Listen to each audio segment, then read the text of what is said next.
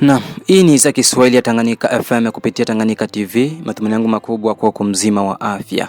Na ukaribisha kuweza kusikiliza taarifa zetu za habari za siku ya leo. Msomaji ni Omari Makilele Uzile.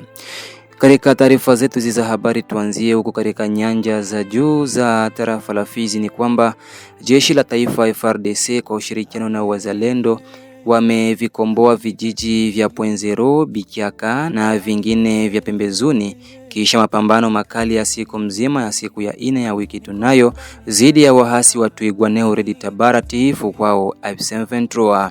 Kwa mujibu wa moja kati ya viongozi wa mashirika ya kiraia eneo hilo, amesema kwenye mapambano hayo kunakuwa pia baadhi ya vikosi vya Twigwaneo walioshikwa mateka na wazalendo pamoja na jeshi la taifa FARDC. Inonsalike athibitisha habari hii. Ni hapo jana ambayo milio ya masasi yalipamba moto katika eneo zetu za nyanza za juu huku Pwenzero, Bichaka, ambapo jeshi letu la taifa pamoja na wazalendo waliendelea kushambulia adui, na Mungu wetu wa mbinguni ambayo wakongomani wanaendelea kumuomba kabisa wakafaulu kukamata kijiji kile cha Pwenzero. Na kama ngisi duru zetu za habari zinazosema kuna vijana wengi ambao wamekamatiwa katika hiyo afrotma ya hapo jana, ndio habari ambao tunayo. Na tujelekeze kule makao makuu ya tarafa la Uvira Pasange ni kwamba watu 3 kufariki papo hapo huku wengine 12 wakijeruhiwa vikali. Hayo ni matokeo ya ajali ya gurumenti iliyoripuka katikati ya watu ndani ya soko ya Sange siku ya 4 jioni ya wiki tunayo Pasange, makao makuu ya tarafa la Uvira. Taarifa tunazo zataja kuwa gurumenti hiyo imeripuka katika hali ya kutokutazamia wakati watu walikuwa katika shambra za kununua na kuuza vifaa. Matokeo ni ya watu 12 kujeruhiwa na 3 kufariki. Duru yetu yaongeza kuwa miongoni mwa watu 12 hao, 2 wamepelekwa mara moja Bukavu kwani wako kati ya kufa na kupona, huku wengine 10 wenye majeraha madogo wamelazwa kwenye hospitali ya Sange. Na tujielekeze sasa katika Uvira mji ni kwamba msafara mkubwa ukiwemo Generali Kashindi Dunia Fabien wa jimbo la 33 la kijeshi, mashirika ya kiraia na tabaka zingine zimeendesha ziara ya kutembelea baadhi ya familia za wahanga wa majanga tofauti ndani ya mji wa Uvira siku ya 4 ya wiki tunayo. Bukuru Tantine Aldama ameandalia Tanganyika FM kupitia Tanganyika TV ripoti ifuatayo. Akizungumza na Mafikiri Mashimango, coordinator wa shirika jipya la raia kusini mwa jimbo hili, amesema kuweka uhusiano kati ya kiongozi huyo wa kijeshi na raia ni miongoni pia mwa ziara hiyo. Mafikiri Mashimango anaeleza. Fadi Santa tant que coordination provinciale de la nouvelle civile na commandant région de la 33e région militaire, donc le général Dunia Fabien, na tulifanya descente sur les familles victimes. Maintenant c'était le moment que le commandant région kwenda rencontrer les familles victimes. Donc la descente ilikuwa na des objectifs wanajuarisha. Kwa raia na ile kwamba ya kwanza c'était de se rapprocher avec la population. Donc unakutana kwamba le commandant région depuis alifika hapa alikuwa bado ya kutana ingia mukata tafuta bodaboda za vile ya Uvira, na tunawaza tutaifanya meme mu une partie ya territoire ya Uvira pour quand même apprendre connaissance à ongea na raia mwafasi tafuta.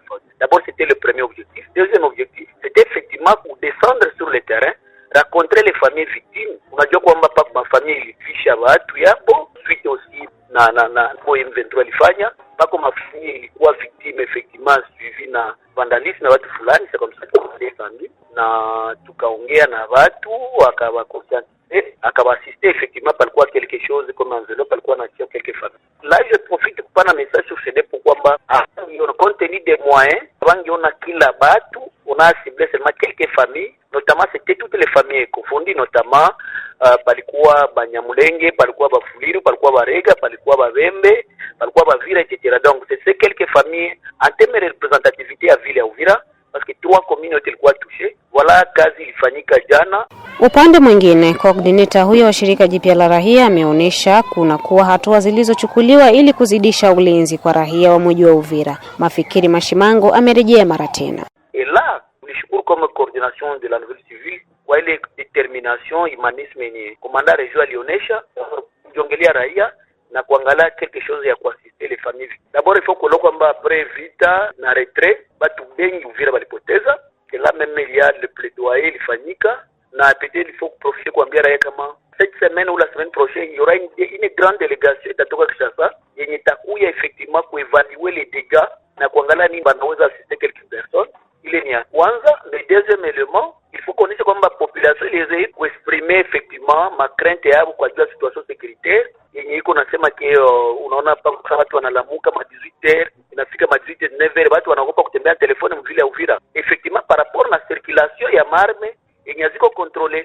Donc tuambia kwamba tumeamua kule commandant region ya kusema kwamba tous les militaires FARDC meme wazalendo batabewa quelque part kwa juu ya kuangalia pour la sécurité ya Villa Uvira. C'est-à-dire haitakuwa kila mtu analamuka na circuler na arme Uvira, au contraire patakuwa encadrement responsable kwa juu ya kusécuriser population. Donc il y aura la police militaire et quelques police kwa juu ya kutembea na kusécuriser. Ile itatusaidia comme shirika jipe la kiraia, mtu atakuwa anazunguruka na arme mwenye iko identifier effectivement atakuwa anaonekana kama bandi, na itakuwa mena njia iko fasili ya kujua bandi nani na askari nani na mzalendo ni nani. Mwishowe, alipoulizwa anakuwa na uhakika gani hatua hizo kuheshimishwa kama ilivyopangiliwa, Mafikiri Mashimango halijibu yafuatayo. Donc bien nawaza kwamba vitu viko na badilika. Sasa naweza kuambia kama yame mkisarte wazalendo meme FARDC bako natoka kwa Uvira wanaanza batoa pour la même question. Donc pour le moment tant que shirika jipe la kiraia naweza kuambia kwamba tuko nafuatilia, na ambapo kia vita yafuatiliwa gisi tuliongea,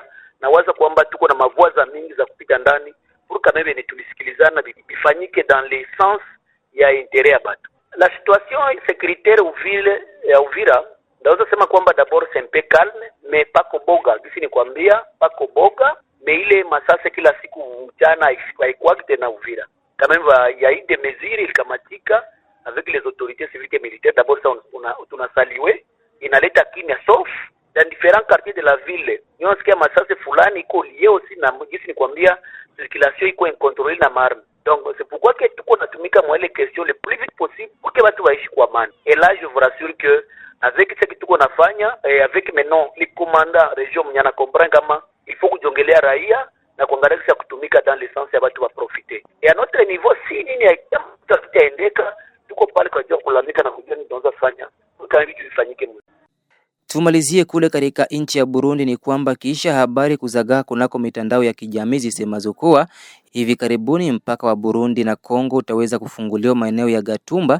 Hatimaye mamlaka mchini Burundi imesema kuwa serikali haina mpango wa kufungua mpaka wake na Jamhuri ya Kidemokrasia ya Kongo baada ya kufungwa kutokana na mapigano yanayoendelea jimboni Kivu Kusini. Habari hiyo imepokelewa kwa shingo upande nao baadhi ya raia wa Kongo waliosikitika kusikia habari hiyo, ambao walikuwa na matumaini gisi M23 wameondoka Uvira basi mpaka wa Gatumba utaweza kufunguliwa. Serikali ya Burundi yaendelea kusema kuwa hawatazamii mpaka huo kufunguliwa hivi karibuni. Tusikilize udhibitisho wa habari hii. Ingene ibintu byifashe haba kujya muri Kongo canke ku mpunzi ziri ngaha mu Burundi, twari twasavye tuvuga tuti abantu bafashe. Kutokana na hali jinsi ilivyo nchini Kongo na wakimbizi pia waliopo nchini Burundi, tumekuwa tumetoa wito na kuhimiza katika kuomba msaada ya kuwasaidia wakimbizi, ingawa fedha hazijatosha, lakini tulifanikiwa kukusanya kiasi cha dola kati ya milioni 6 na 7 wakati zilikuwa zinahitajika chini ya dola milioni 30 za Kimarekani. Safari ni ndefu kwa sababu wanahitaji mambo mbalimbali ya kuwasaidia kujikimu, hasa chakula, maji pamoja na matibabu. Na kuhusiana kufunguliwa kwa mipaka, tutaangalia kwanza hali ya usalama jinsi ilivyo. Na itakumbuka kuwa hivi karibuni kuna makundi ambayo yalitaka kuivamia nchi, hasa makundi ya waasi wa Red Tabara, FNL pamoja na M23. Kufungua mpaka alafu baadaye ukafunga tena inakuwa sio vizuri. Sisi tunapenda wa Kongo warudi kwao, lakini upande wa Burundi kuna kitu ambacho bado hakijakaa sawa ili mpaka uweze kufunguliwa. Umuntu yobakoze twebwe turifuza ko abo bakongomani bosubira iwabo bagasubira mu vyabo, ariko twebwe ku gice cy'u Burundi tuvuga tuti hari bitaragenda neza kugira ngo izo mbibe zugururwe. Msikilizaji wa Tanganyika FM kupitia Tanganyika TV, ni hapo ndipo natamatisha taarifa zetu za habari za siku ya leo. Mimi ni Omar Makelele Ozil.